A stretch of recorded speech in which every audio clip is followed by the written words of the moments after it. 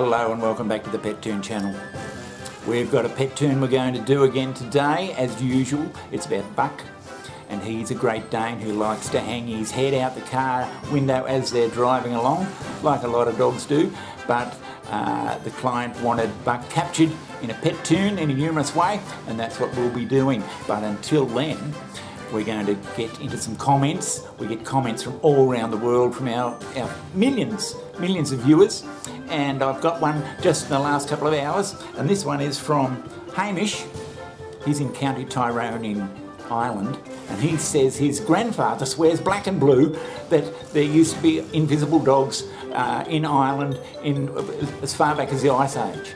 In fact, his grandfather has gone to an undisclosed cave and actually taking a photo of some rock art depicting an invisible dog. He sent through that photo, and we'll have a look at it now, see what you think.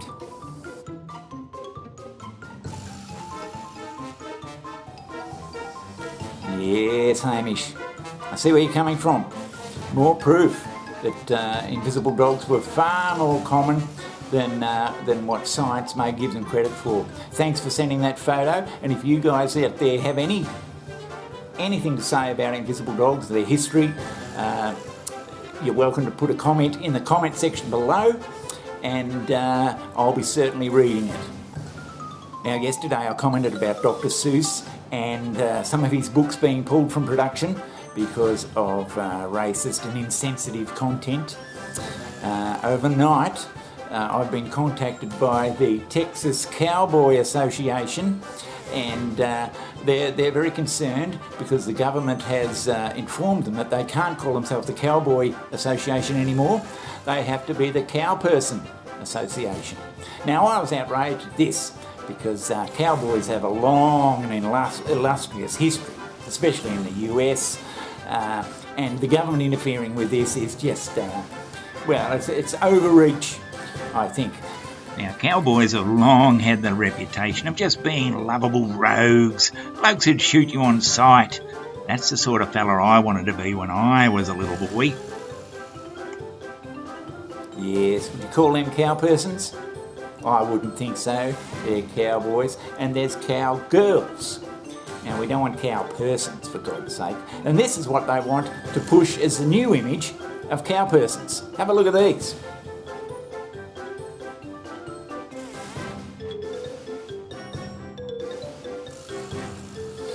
Yeah, Cowpersons. I don't know. If you've got any comments you want to make on the overreach of political correctness, you can of course write in the comment section just down below there. If you want to write about political correctness or invisible dogs, or rock art or anything that takes your fancy, let me know. But now we're getting into the pet toon. And as I said earlier, the pet toon is about, of course, it's about Buck. How could I almost forget?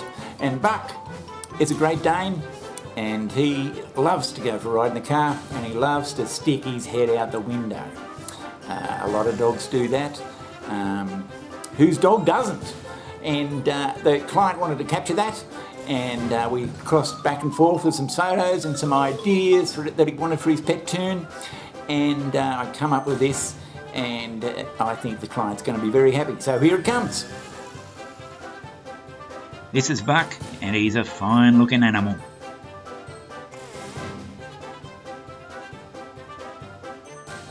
Now, as usual, I do a bit of a sketch, and then transfer that sketch to A3 sized art paper, and then I start to paint. This is Buck with his head out the car window.